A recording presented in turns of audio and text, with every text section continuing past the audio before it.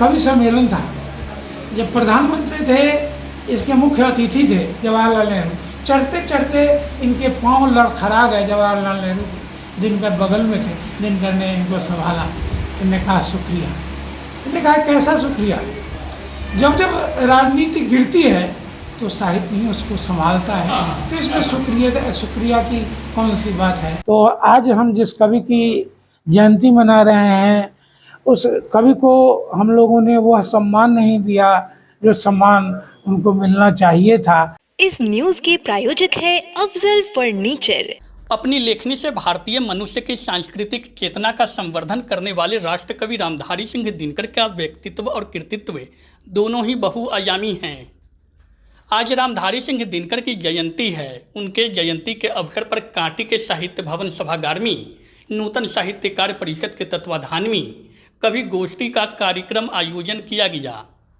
परिषद के अध्यक्ष चंद्रभूषण सिंह चंद्र के अध्यक्षता में आयोजित कार्यक्रम में राष्ट्रकवि रामधारी सिंह दिनकर के चित्र पर पुष्प अर्पित कर विधिवत कवि गोष्ठी का शुभारंभ किया गया। कार्यक्रम में जुटे साहित्यकार, शिक्षाविद एवं पत्रकारिता क्षेत्र के विद्वानों ने अपने संबोधन में राष्ट्रकवि दिनकर के व्यक्तित्व, कृतित्व और उनके योगदान पर प्रकाश डाले। उनके कविताओं का पाठ किया गया। शिक्षाविद स्वराज लाल ठाकुर ने कहा कि रामधारी सिंह दिनकर सही मायने में राष्ट्रीय विचार के वाहक थे। अपनी लेखनी से समाज में राष्ट्रीय चेतना जागृत करने वाले कवि रामधारी सिंह दिनकर ने समाज में प्रश्न के रूप में उपस्थित विभिन्न विषयों पर न सिर्फ अपनी राय दी, बल्कि समाज के सामने उसका उत्तर भी प्रस्तुत किया। उपस्थित अन्य कई वक्ताओं ने दिनकर के कविताओं का पाठ किया, उनके जीवनी पर प्रकाश डाले।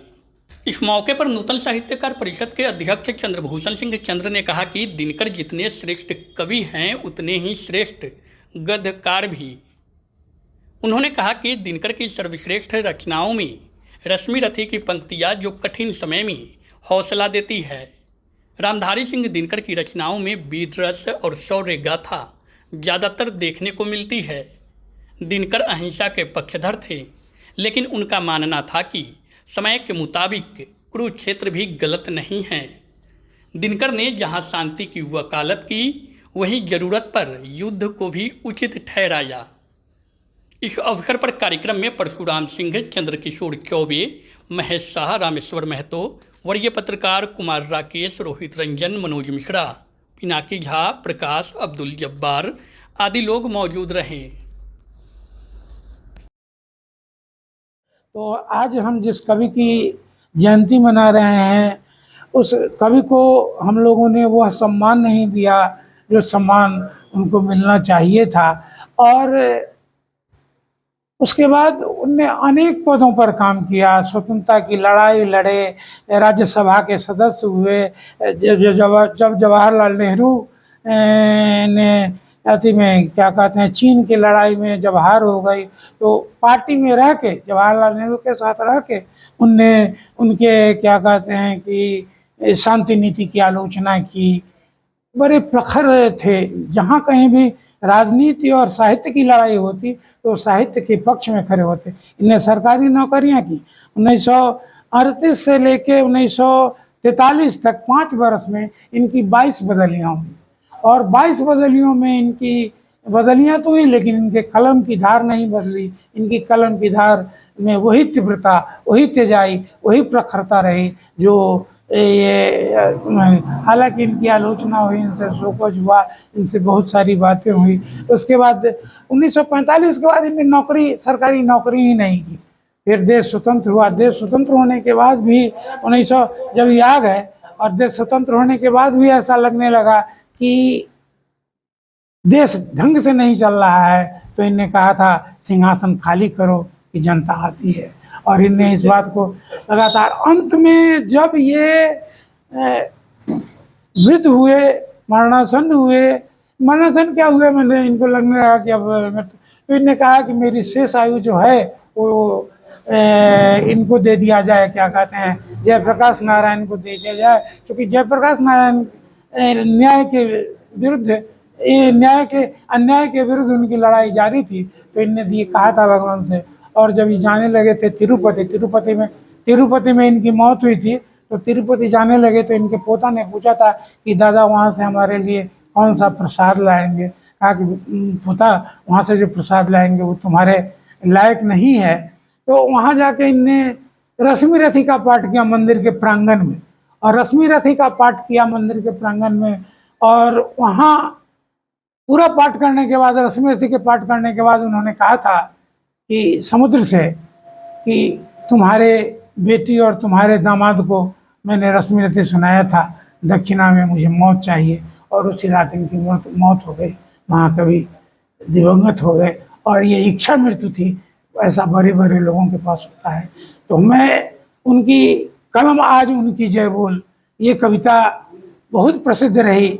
जला अस्तियाँ बारी बारी, छिटकाई जिनने चिनगारी, चढ़ गए जो पुण्य वेदी पर, लिए बिना गर्दन का मोल, कलम आज उनकी जय बोल। कलम पीकर जिनकी लाल सिखाएं माने लाल ये लपट ये तहिल्लू लपट दिशाएं, जिनकी सिंहनाद से गर्जी धरती रही अभी तक डोल, कलम आज उनकी जय बोल। तो ऐसी इनकी अनेक रचनाएं हुई जो समाज को प्रकाश देती रही, समाज को प्रकाशित। राजनीतिक जीवन में भी उनके कई वाक्य आज भी सुनने को मिलते हैं, प्रासंगिक लगते हैं। एक समय था कि नेहरू जी जब चल रहे थे किसी कार्यक्रम में, हाँ, तो कवि सम्मेलन जो होता है ना, उसके मुख्य अतिथि मुख्य रूप से प्रधानमंत्री होते हैं। तो प्रधानमंत्री थे, मुख्य अतिथि थे, इन्हीं के साथ चल रहे थे। ऊपर जब चल रहे थे तो उसी क्रम में ये लड़खड़ा गए, और जब गिरने लगे तो इनको संभाल लिया दिनकर जी ने। तो उन्होंने कहा शुक्रिया। तो उस पर इन्होंने कहा था कि जब जब राजनीति, इसमें शुक्रिया की कौन सी बात है, जब जब राजनीति लड़खड़ाई है, साहित्य ने उसे संभाला है, इससे शुक्रिया की। तो ये ऐसी जनश्रुतियाँ हैं, ऐसी बात आलोचना भी काफी करते थे, आलोचक के रूप में। हाँ, जब उनकी गलतियों को बर्दाश्त नहीं करते थे, और व्यक्तिगत उनके अथी से उनको द्वेष नहीं था, उनकी गलतियों को ये बर्दाश्त नहीं करते थे। और जब ये चीन में हार गए, चीन में से भारत का युद्ध हुआ, तो इनके शांति नीति को कोसा था और कहा था न रोक दुष्ट को यहाँ जाने दे, इसको स्वर्ग दी लौटा दे, ये गांधी। और ये ऐसा कहके इनने इनकी आलोचना की थी। लोग हंसा था कि भाई ऐसी आलोचना क्यों। शादी का फर्नीचर सेट 34,500 से स्टार्ट। AFZ फर्नीचर के ऑफिशियल YouTube चैनल पर विजिट करिए विशेष जानकारी के लिए और परचेज करिए बिहार के सबसे बड़े शोरूम से।